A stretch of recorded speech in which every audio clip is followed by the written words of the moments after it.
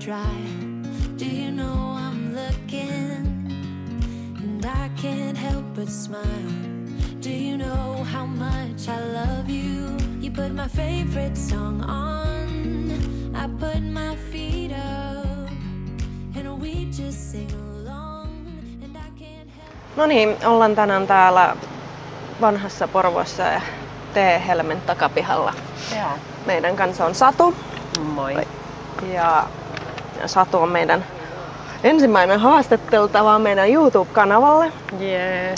Ja minulla on täällä kokonainen vihko kysymyksiä, niin jos me aloitetaan siitä, että kerrotko Satu itsestäsi vähän? Joo, eli mä oon Satu, mä oon meikka- ja kampaaja, ekokampaaja.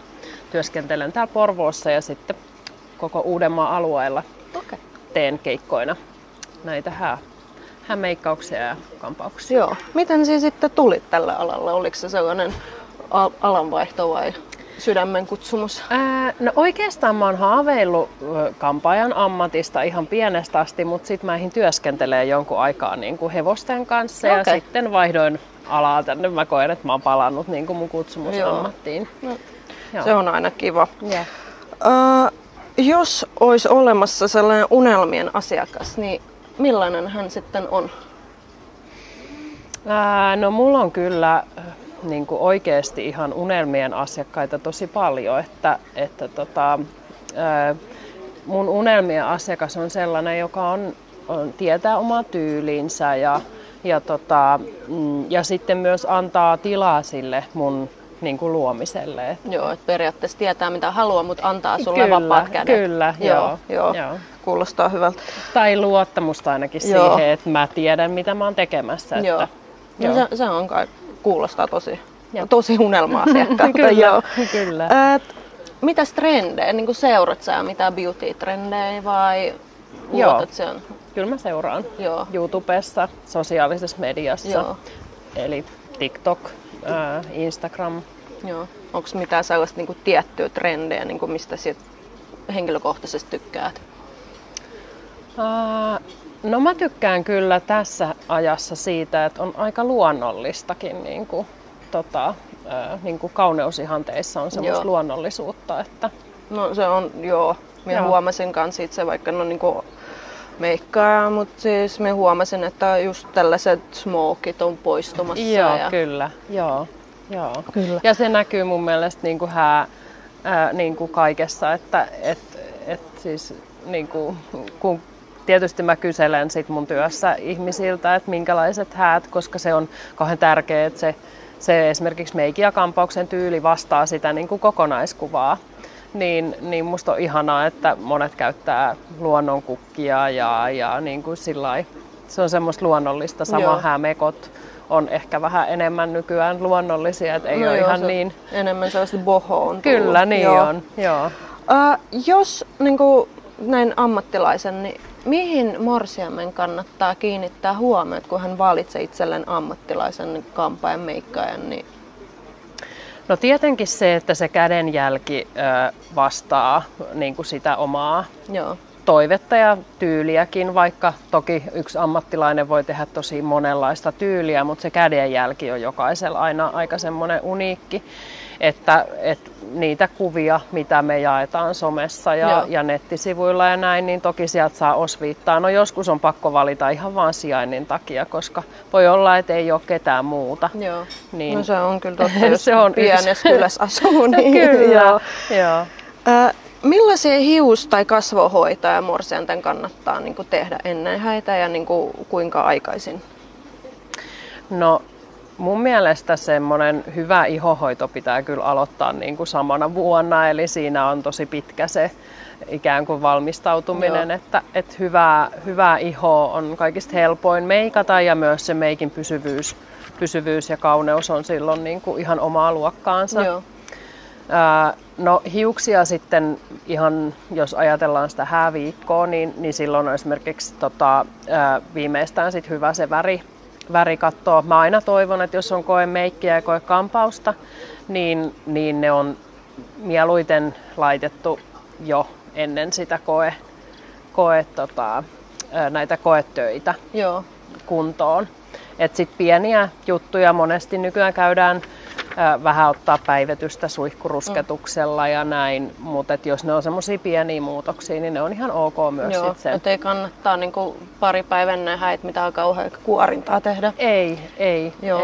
Joo, ihan hyvä kuoria, mutta silleen tosi miedosti. Että joo, ettei tuu mä annan punaista. Niin, kyllä. Mä annan siihen aina mun morsiamelle niinku semmosia tipsejä, mitkä mä oon hyväksi se on aina kokenut. Hyvä. Joo. Jos olisin tällä hetkellä niin kuin morsian, niin miten minä valitsisin sen meikin paitsi sen häätyylin lisäksi?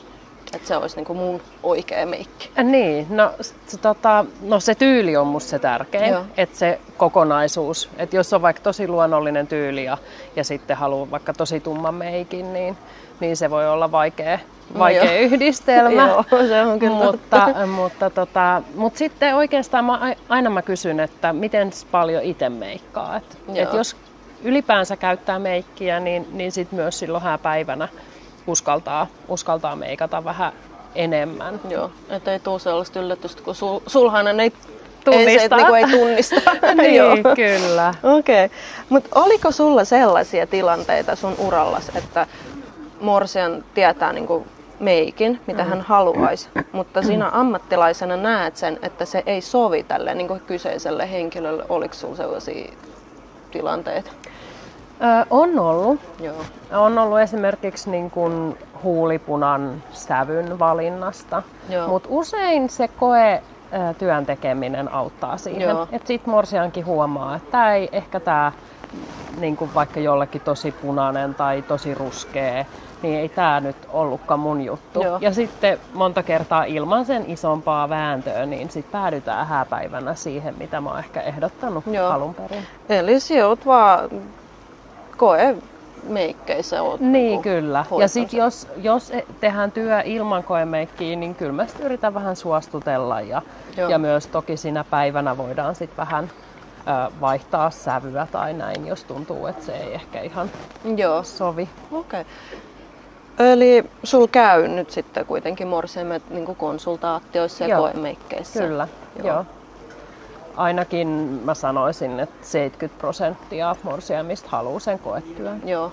Mikä on se sitten sun, miten minä sen sanoisin, niin kuin suurin tai tuote tai palvelu, mitä morsiamet sulta tilaa, niin kuin meikkiä vai se kampaus, niin mikä on se numero 1? No se ero on kyllä hiuksen hieno, mutta kyllä mä sanoisin ehkä, että se on kampaukset.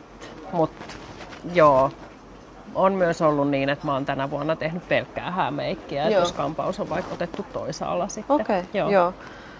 Kuinka kauan sitten niin kuin aikaisin morsiammen pitää niin kuin varata aikaa siihen valmistautumista? Kuinka kauan se kestää yleensä siinä hääaamuna? Hääaamuna niin siihen kampaukseen meikkiin mä aina sanon, että 3 tuntia.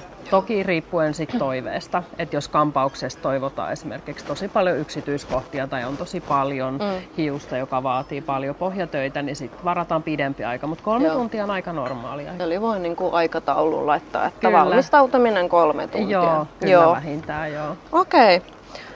Onko sinulla niinku millaisia tulevaisuuden suunnitelmia?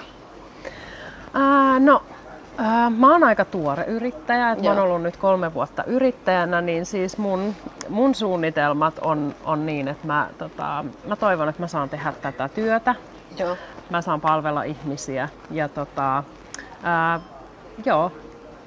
Okei, eli haluat jatkaa. Kyllä mä haluan jatkaa. Mä koen, että mä nyt elän sitä unelmaa, mikä mulla on ollut. Joo, ja näin me ollaan nyt viimeisen kysymyksen kohdalla, eli se ei ole sellainen kysymys, vaan ihan muutamalla sanalla terveisiä meidän katsojille ja lukijoille.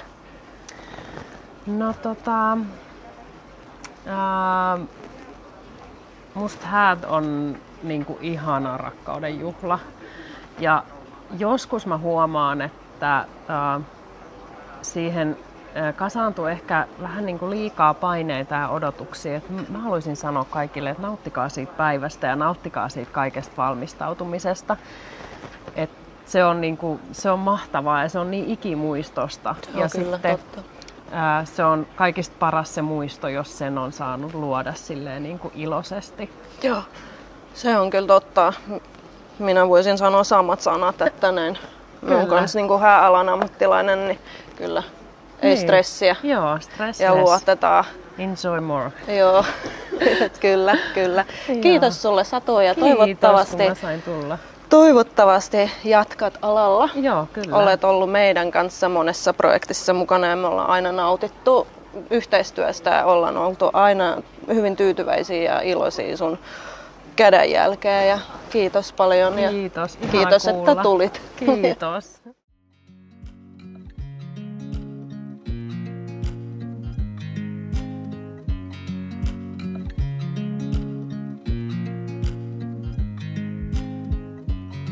I watch you as you drive.